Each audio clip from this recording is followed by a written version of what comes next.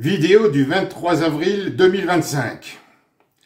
Adhérents et sympathisants, signataires de la résolution citoyenne du 17 mars 2025 de Place d'Armes. C'est parce qu'un jour de 2022, Place d'Armes m'a discourtoisement négligé que je réagis le plus dépassionnément possible à sa résolution citoyenne. Vu la situation épouvantable de notre pays, on se doit de ne pas faire n'importe quoi. Si on veut agir dans l'intérêt de la France, il est une règle à respecter. Utiliser les bonnes informations juridiques et en mesurer la portée. Renaissance française constate avec stupéfaction et déplore la référence faite dans le même texte à l'article 16 de la Déclaration des droits de l'homme et du citoyen du 26 août 1789, la DDHC, intégrée dans le préambule de la Constitution mornée du 4 octobre 1958, et l'ensemble des contradictions contenues est mise en exergue dans la résolution envoyée au président des deux assemblées.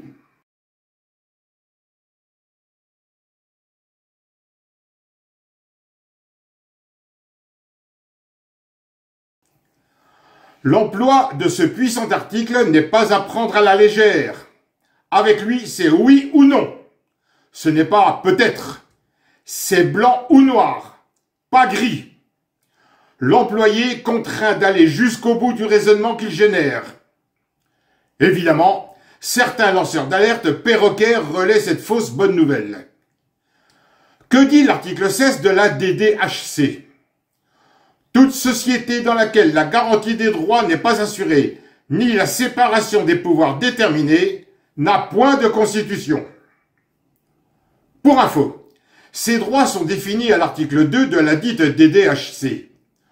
Le but de toute association politique est la conservation des droits naturels et imprescriptibles de l'homme.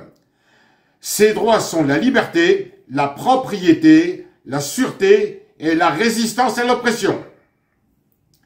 Force est de constater que, tout comme l'article 16 de la DDHC met fin à la Constitution de 1958, le même article 16, employé par Place d'Armes, défait sa résolution citoyenne du 17 avril 2025. Dommage.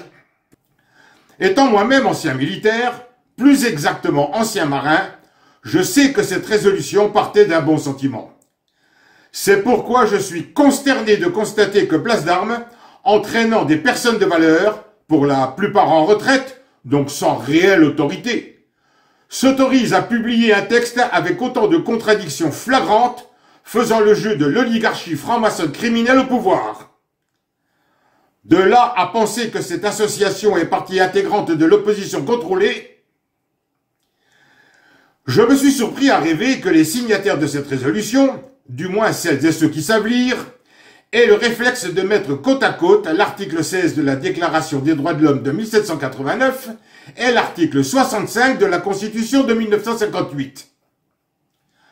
Allez, je suis magnanime, je le fais pour vous.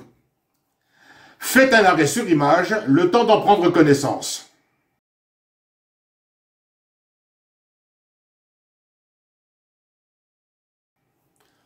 Comparez. L'évidence saute aux yeux. Le président de la République, chef du pouvoir exécutif, ne peut en aucun cas présider le Conseil supérieur de la magistrature, le CSM, qui est un organe de l'autorité judiciaire dont l'indépendance est garantie à l'article 64. Son accès dans la maison autorité judiciaire lui est formellement interdit.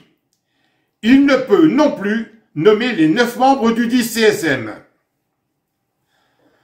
Depuis plus de 66 ans, comment comprendre qu'autant de magistrats, auxiliaires de justice, ont-ils pu évoluer professionnellement dans un milieu judiciaire illégitime?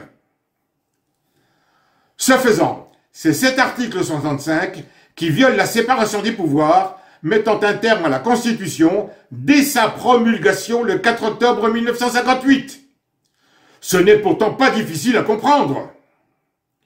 Depuis des années, Renaissance française répète inlassablement, régulièrement l'information. Je dispose de la solution juridique reconnue par bon nombre de docteurs en droit pour solutionner le cas Macron qui sait parfaitement que la France n'a pas de constitution. Il surfe sur la coupable ignorance de beaucoup de Français. Tout comme la lettre aux généraux du 21 avril 2021, cette résolution citoyenne de 2025 est un coup d'épée dans l'eau. Si la cible est bonne, cette résolution n'est pas l'arme appropriée pour l'anéantir. C'est tirer sur l'ennemi avec des balles à blanc. Imaginons qu'il arrive à l'esprit, aux plus de 10 000 signataires, de dénoncer l'absence de constitution, soutenir cette information capitale hors de nos frontières, en mémoire des Russes morts en France pour notre libération,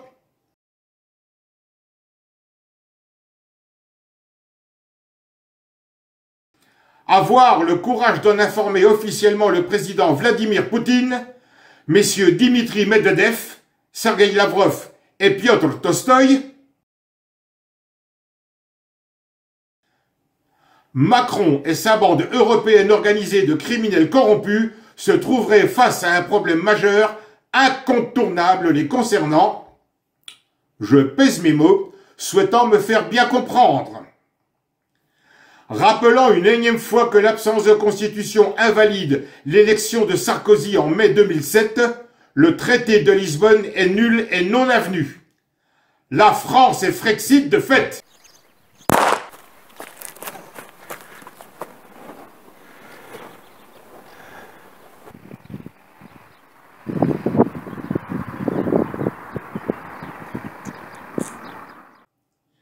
Mise au banc des nations, avec l'effacement de la France de la liste, l'Union européenne nazie ne passe pas l'été.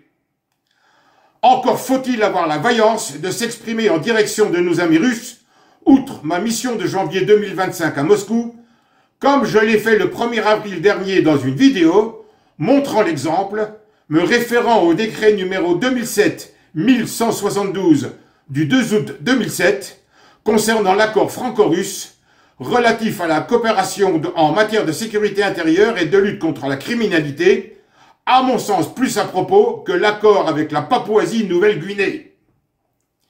L'heure est grave. Le temps n'est plus à la querelle.